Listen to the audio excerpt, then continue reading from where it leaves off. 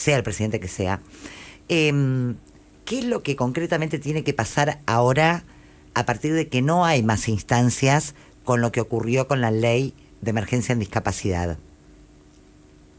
Bueno, se ha dado un hecho absolutamente inédito en Argentina, hace más de 2 décadas que no ocurría algo así, que es la insistencia del Congreso frente a un veto presidencial. Vetos hemos tenido, muchos, pero nunca se ha logrado, desde el año 2002, si mal no recuerdo, estaba el gobierno interino de Dualde, que las dos cámaras voten con 2/3 de sus representantes la insistencia de una ley. Es la ley esta de fortalecimiento del sistema de discapacidad, la ley de emergencia de discapacidad, justo una materia muy sensible en un país socialmente sensible como es Argentina. Se ha dado esta doble votación en ambas cámaras, no solo en la sanción original de la ley, que fue vetada por el Ejecutivo, sino particularmente con estas mayorías calificadas ahora. O sea, hay una oposición muy fuerte del Congreso en un ejercicio republicano, por lo menos desde el punto de vista constitucional, muy interesante para ver el sistema de balance, de equilibrio de poderes, donde el Congreso toma un rol muy fuerte y dice sobre esto, esta cuestión tan sensible, no voy a admitir esta facultad de veto que has usado en tantas otras ocasiones. Bien. Esto que trascendió, porque ahora claramente hasta después de las elecciones no va a empezar a haber otra vez rosca o biribiri con el tema, pero sí se barajaron, por lo menos off the record, dos posibilidades. Que el gobierno iba a judicializar esto, o que bien iba a pedir la anulación de la sesión a la Corte Suprema. ¿Esto es posible? ¿Una anulación en base a qué, por ejemplo? Bueno, en Argentina todo es posible. Sí, eso es verdad. O sea, el abanico de oportunidades es grande, es amplio. Yo admito que no sé quién está asesorando constitucionalmente al gobierno nacional, sé que tiene una secretaria legal y técnica, y me resulta muy dificultoso que se metan estos temas justo en época electoral, que es que vaya a fondo contra el Congreso en una materia tan sensible. Podría haber usado otro ejemplo para mantener el veto y hacer todo su juego político, pero justo antes de las elecciones se pone como el malo de la película y encima pierde. Es algo muy curioso, las estrategias que se han hablado son las casi obvias que hay, que son pedir la inconstitucionalidad de la ley. La inconstitucionalidad de la ley quiere decir el ejercicio por parte de la justicia siempre de un control sobre que hay valores constitucionales, hay normas constitucionales que han sido violentadas por la ley de discapacidad. Algo que suena muy extraño que un juez Claro vaya, que, bueno, salvo que ahí recurran al famoso al de nuevo el equilibrio. juez. No. Al mismo juez que les dio una cautelar ahora absolutamente insólita para Amaraniego. violentar la libertad de prensa. Sí, que es profesor de Derecho Constitucional, dicho sea de paso. Sí, dicho sea de paso, tiene varias denuncias también, que se están Tiene tramitando. varias denuncias, pero más allá de eso es una persona que se supone que está enseñando Derecho, que sabe un poco a qué es lo que decía, y sin embargo pasó esto. Hay jueces que a veces cometen errores. Esto es muy grosero, se supone que ningún juez iría en contra de la constitucionalidad de esta norma, excepto, y acá entran en una cuestión muy, muy formal, que es que empiezan a tratar de invalidar el procedimiento legislativo, para ver cómo se obtuvieron los 2/3, Los 2/3, claro. si se cumplió el reglamento. Es muy raro, han sido muy pocos los casos en donde la justicia se ha metido en la mecánica interna. Tiene que ser muy absurdo, Claro. el error muy, muy manifiesto, de que, qué sé yo, como el caso del Diputrucho, cuando sentaron a un asesor porque le faltaba quórum, cosas muy, muy groseras han llevado a la anulación porque se supone que cada cámara controla internamente el cumplimiento del reglamento. Claro. Entonces es como muy violento que todo el tiempo la justicia esté metiéndose. Lo ha hecho muy poco, la jurisprudencia de la Corte menos, pero digamos que eso sería un recurso extremo. Acá lo curioso de esto es la visión de cómo juega nuestro sistema republicano. Es raro que un Congreso se le plantee así a un presidente, y también es raro que un presidente tenga menos de 1/3 de votos propios para no poder sostener un veto. O sea, se dieron todas las condiciones y encima una materia muy sensible, muy curioso también el momento, porque muestra una debilidad muy fuerte. Es una estrategia absolutamente insólita, digamos. Mostrar debilidad es algo que quiera dar lástima, pero antes de las elecciones, para que la gente se conmueva más por el tema de verlo débil al gobierno. Pero no, la verdad que no se entiende mucho cuál es como ir hacer un planteo futbolístico e ir todos al ataque y que no dejar arquero. Es muy obvio lo que ha pasado. Sí, bueno, igual es inédito, todo bárbaro, pero después de haberlo aprobado el 90% de las cosas, ¿no? No es casual que yo no creo en la buena fe de todo el cuerpo legislativo, permitime. En realidad también juegan, ¿no? Un partido que es el de las elecciones y bueno, ha quedado, coincido con vos, ha quedado expuesto, perdió esta jugada, pero bueno, los otros qué casualidad que jugaron justo ahora. Y el resultado práctico de todo esto es que el presidente está obligado, salvo que intente alguna judicialización, que puede hacerla por vía propia o puede intentar lo que han hecho otros gobiernos a veces, cuando no quieren exponerse a una derrota judicial muy fuerte, tienen alguna ONG amiga claro. o el propio partido político, entonces buscan a algún amigo que judicialice el tema para no exponerse tanto. Este puede llegar a ser una cuestión, porque si no, en 10 días tiene que estar promulgando obligatoriamente esta norma y después reglamentándola. Y ahí un poco lo que se juega es que si no lo llega a hacer, la promulgación es tácita, así que si no llega a promulgarlo, la ley queda promulgada sola. Ajá, bien. Lo que no queda es reglamentada sola.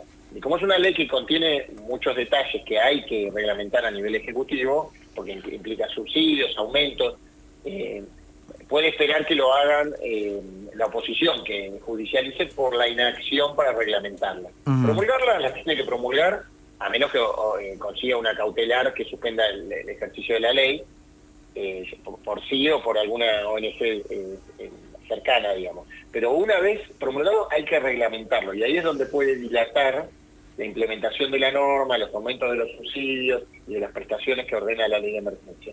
Así que ahí es donde puede estar jugando que judicialice la oposición por inacción, por omisión. Hay antecedentes que con otros gobiernos hubo leyes muy peores que salieron que tardaron bastante en reglamentarse. Tenemos como, me parece, un antecedente, ¿no?, de demoras en la reglamentación, ¿o no? Sí las tenemos, y el tema acá central es que hubo un veto, o sea, que cualquier demora puede ser en materia judicial, sobre todo con una cautelar, que es la medida inicial que para todo, puede llegar a ser considerado como verosimilitud del derecho. O sea que este gobierno puede demorar habiendo vetado por una cuestión de que está en contra de la ley, por más que sea el Congreso la haya impuesto. Entonces ahí puede haber verosimilitud. Me pongo en rol de juez, ¿no?, que no lo soy.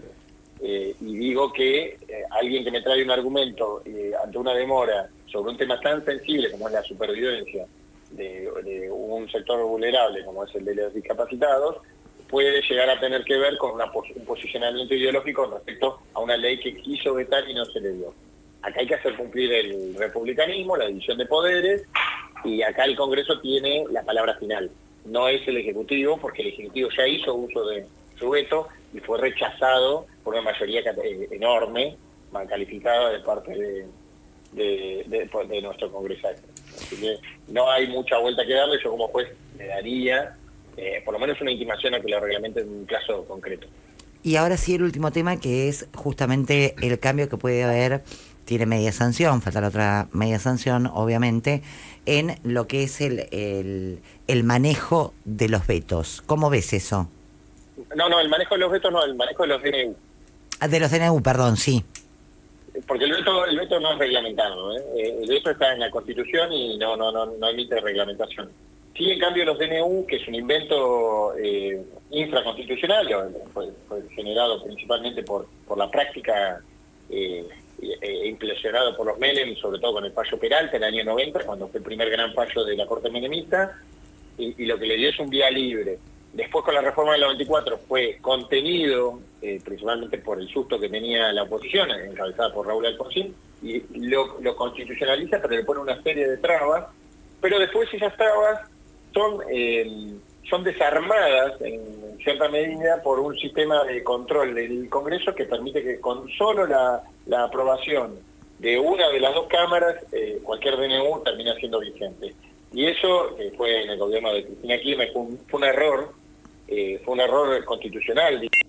Es una mala ley de DNU que tenemos al día de hoy y que hoy por hoy es totalmente funcional un gobierno Claro. que se siente cómodo gobernando con DNU. Y esto hay que preverlo siempre. A los constitucionalistas nos gusta siempre pensar que cuando se regula un instituto de tanta importancia hay que pensar siempre que Drácula va a ser quien va a poner la firma. Claro. Entonces hay que regular como para que sean todos Drácula los que estén a cargo del poder, aunque después uno tenga más o menos afinidad con alguien, siempre hay que regular porque suele llegar en Argentina gente con pocos escrúpulos, y entonces tenemos que tener las garantías que por lo menos sea escuchado el Congreso y que no la firma de una sola persona, en realidad de todo el gabinete, porque un DNU tiene que tener la firma de todo el gabinete, valga más que la de 257 diputados y 72 senadores.